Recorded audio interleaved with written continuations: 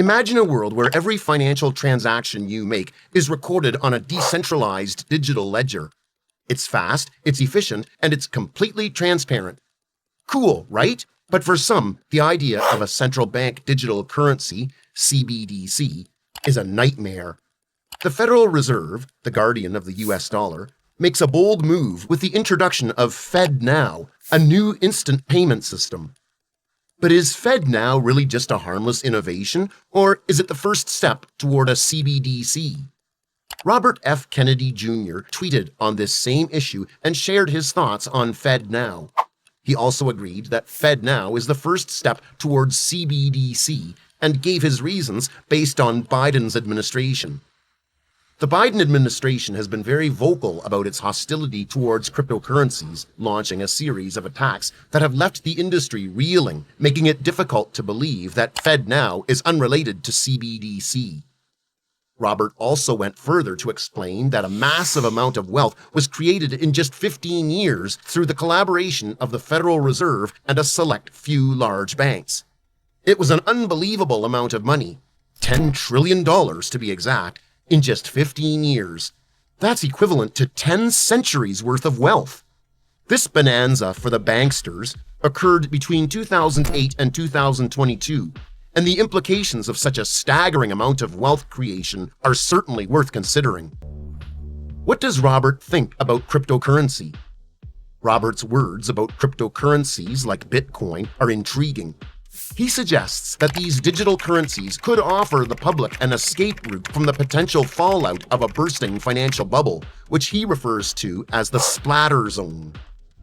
It's fascinating to think about the role that cryptocurrencies could play in times of economic crisis and how they might offer a new way for people to protect and preserve their wealth. As the world becomes more digital and interconnected, it's exciting to see the emergence of new financial technologies that have the potential to transform the way we think about money and value. But Robert thinks it seems that the White House and the banksters are working together to keep us all trapped in a bubble of profiteering and control. Nic Carter's post on Pirate Wires suggests that the White House has organized a coordinated effort with bankers to launch a widespread crackdown on cryptocurrencies, with the goal of destroying the industry altogether. It's a dramatic scenario that highlights the tension between traditional financial institutions and emerging technologies that threaten to disrupt the status quo. As the battle over the future of finance continues to heat up, it's fascinating to consider the potential implications of this clash of interests for the broader economy and for individuals who have invested in the crypto space. Nic Carter's report on President Biden's actions reveals a troubling pattern of using government agencies like the FDIC, OCC, and DOJ to force crypto-friendly banks to sever ties with crypto firms. With 15 incidents documented since December 3, it's clear that this is not an isolated occurrence, but rather a deliberate strategy to limit the growth and impact of the crypto space. It seems that these actions have not only blocked exit ramps and removed alternative rails for the industry, but also strengthened the government's control over both the financial and political systems. But what could be the implications of the CBDC? Robert says it seems that the rise of central bank digital currencies may have significant implications for our privacy and personal freedoms. He suggests that CBDCs could potentially become the ultimate mechanisms for social surveillance and control, allowing governments to monitor and regulate our financial transactions in ways that were never before possible. It's a troubling scenario that highlights the delicate balance between innovation and regulation and raises important questions about the role of technology in shaping our lives and societies. As we continue to grapple with the implications of emerging financial technologies, it's crucial to remain vigilant and engaged in the ongoing debate over how best to balance our need for security and convenience with our fundamental rights and freedoms. Balaji Srinivasan's words highlight the fact that while there may be technical differences between FedNow and a CBDC, or central bank digital currency, the implications for our fundamental rights and freedoms may be equally significant. Balaji Srinivasan's comparison of FedNow to a virus that changes its sequence without changing its function highlights the fact that even seemingly small technical differences can have significant implications for the way a system operates. Kennedy also said in a tweet that while cash transactions are anonymous, a CBDC will allow the government to monitor all our private financial affairs. The central bank will have the power to enforce dollar limits on our transactions, restricting where you can send money, where you can spend it, and when money expires. Imagine a world where you have the freedom to make choices about your own health and well-being without fear of government overreach. Unfortunately, that may not be the case if vaccine mandates become the norm.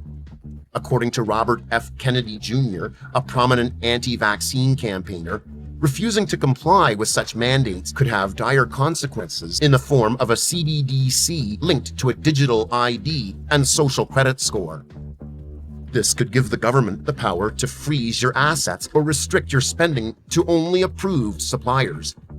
Though it sounds like something from a science fiction novel, the bleak future that many people are currently concerned about is actually very real.